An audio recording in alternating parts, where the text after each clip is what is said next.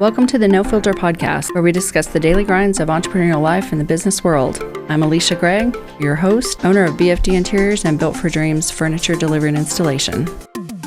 Today on No Filter, we have Laura Lopez, co-founder of Stride Consulting, an executive and personal services company with a very unique list of offerings. Hi, Laura. Thanks for joining us today. Hi, thanks for having us. Yeah. So today we're going to talk about and tackle the struggles of a startup. You are, like me, kind of a serial entrepreneur.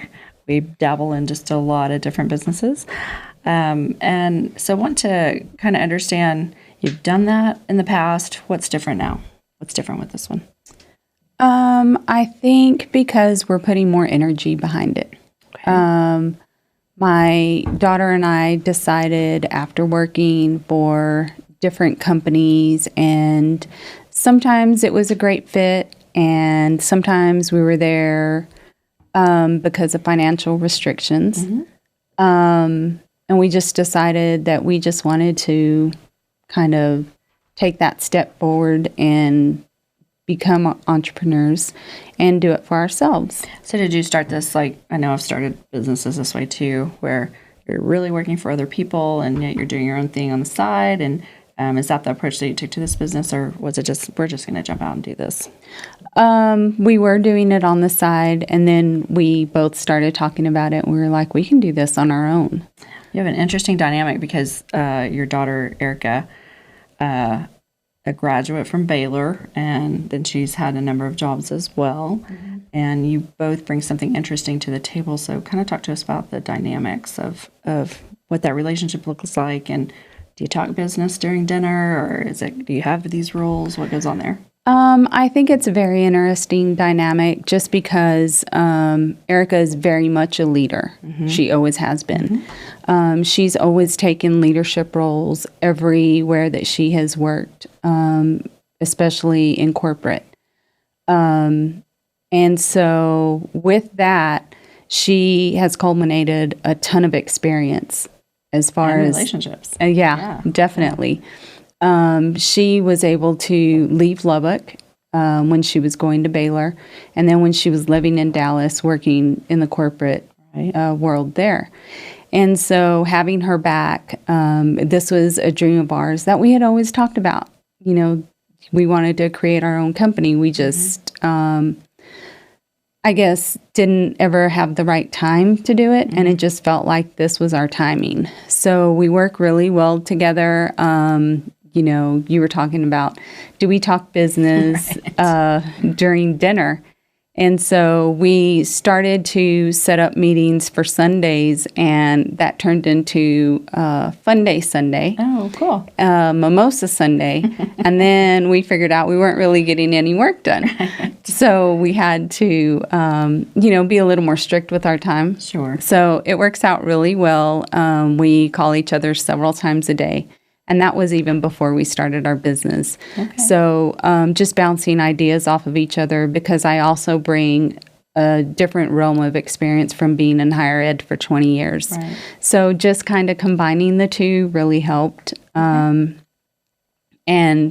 the way that we came up with our name is our family loves to go scuba diving. Oh. And so when you're on a boat, there are two ways to go into the water. One is to sit on the edge of the boat and you hold your mask and you go into it backwards. Or you stand on the edge of the boat and you just take a huge stride and go into the water. Oh, cool. So that's where we came up with our name, Stride Consulting Services. That's pretty awesome. Very good. So you're not a typical executive or personal services assistant. You have a very interesting array of services that you offer based on your family dynamic. That is true, yes. So my son has worked for a company here in Lubbock for about 6 years, and he does cable installations. Mm-hmm. Prior to that, he was going to the Art Institute in Austin for sound production.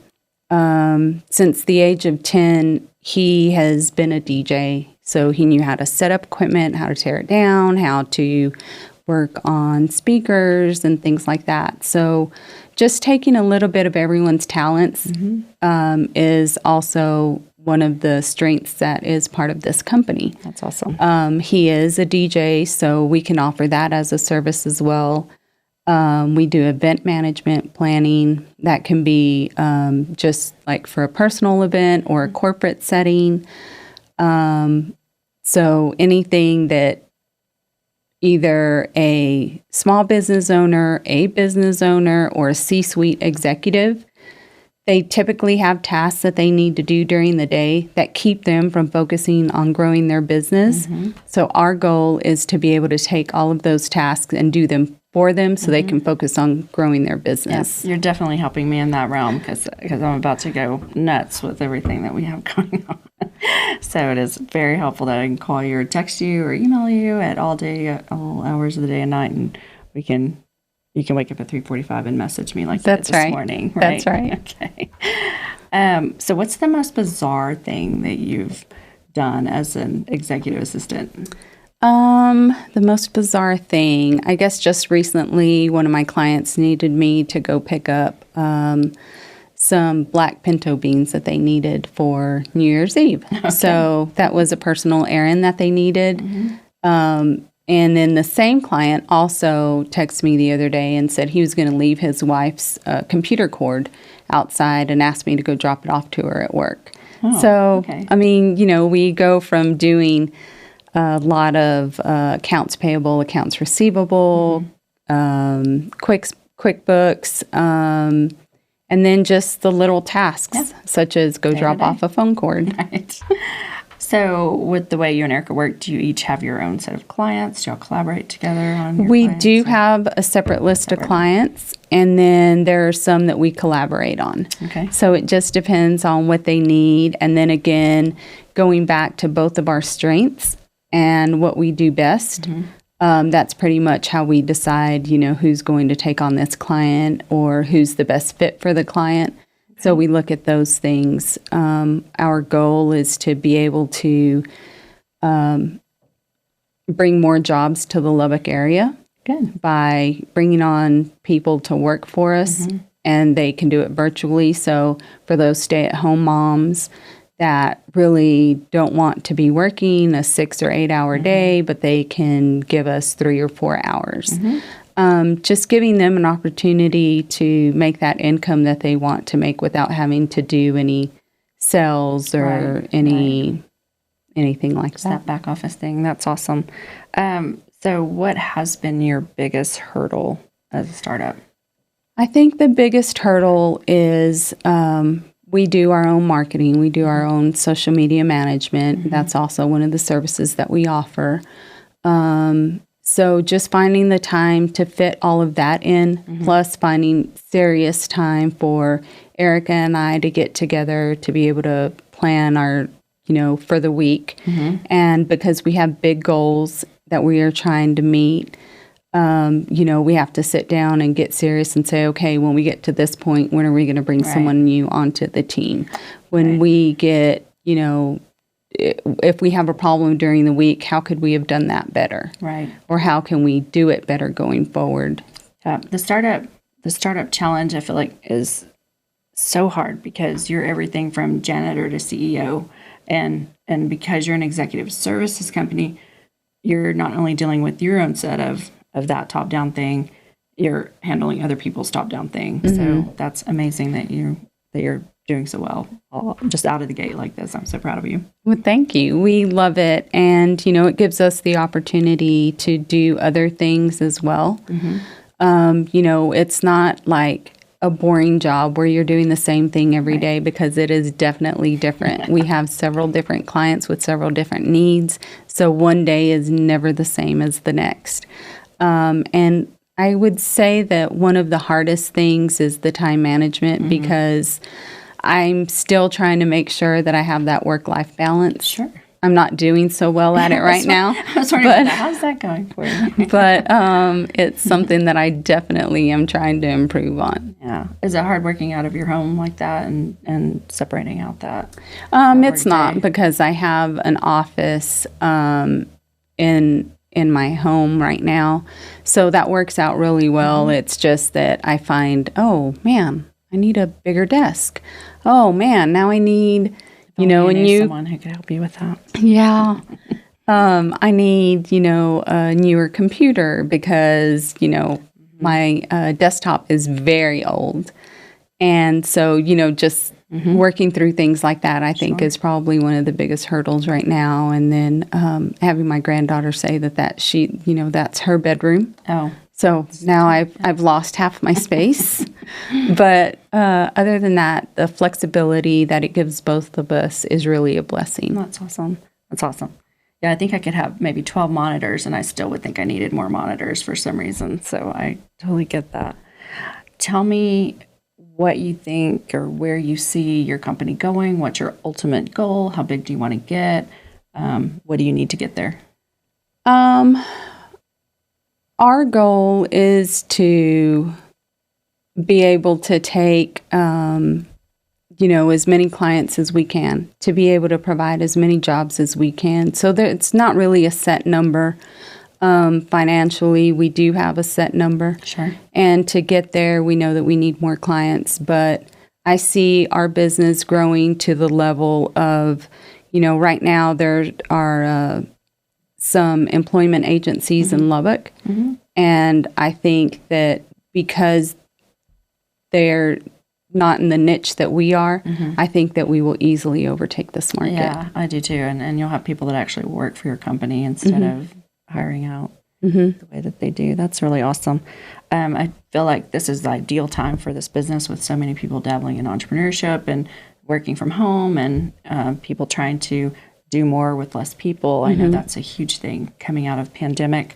A lot of businesses were hit so hard. And that's one of the offerings, or one of the points that we bring to our clients is we tell them, look, you're not having to pay an employee benefits or a salary. You're not having to find a space for this employee. You're not having to buy a computer for your employee. You're not having to do any personal training. Right. So when you look at it cost-wise, it is a service that they really, really need. Sure. I agree. It took me years and years and years to get to the point of I've got to find an executive assistant. And the fact that you came on was just amazing. So, because I'm not a very trusting person when it comes to go pick up my pinto beans or can you do my QuickBooks today? So that level of just that span of service is amazing, and I feel like that you're just going to skyrocket. So well, that is our goal, certainly. The global workforce now, because people are working from anywhere in the entire world, is so nice because you can pick up talent that maybe you can't even find locally. I know I did recently. So you're not limited to a certain area of the country anymore. Right. And your clients, I understand, are not either. You're nationwide now. Right. We are. We have a client in California. I have one who lives half the year in Scottsdale, half the year in Colorado. We have another one that is in Kentucky. We have another one that is in Tennessee, I believe. Yep. So, being able to look outside of Lubbock is also a plus. Right. But we definitely want to be able to help those businesses here in Lubbock, those attorneys that are a one-man office. They really don't have time to bill their clients. Right. They really don't have time to type up minutes. They really don't have, we are available for those types of things. Right. That's awesome. That's so awesome. Well, I think that's pretty much all the time we have today. I do want to thank you for being here. And part of the No Filter podcast is that every week we're going to have a book recommendation. And this week's book recommendation is one that pretty much saved my life when I started my $0 startup over and over and over again. I was trying to be that everything to everybody and every part of this business. And someone finally totally blessed me with the book, E-Myth Revisited by Michael Gerber. It's an amazing book that will make you think about your business completely differently. It's one of those things you get so bogged down in the day-to-day stuff that you don't have time to think beyond what's going on that task list. So this one will help you. I know it will, and you'll love it. So that's my gift to you today for being here. And I want to thank you and your company for what they're doing for not only Lubbock, but for the world in general, because I think that's where you're going to go. Well, thank you. I feel like that you will need a building at some point, probably at corporate headquarters, and Lubbock will be your home, and that's awesome. Yes, thank you. Yeah. So join us next time on No Filter, where we are going to tackle what the workplace looks like now. This is addressing kind of some of that, the Great Resignation, what millennials and Gen Zers are looking for in the workplace. And we'll be looking at world of difference between what that 1970s, 80s, 90s, 2000 workplace looked like and what that 2022 workplace needs to look like. I'm Alisha Gregg. Thanks for joining.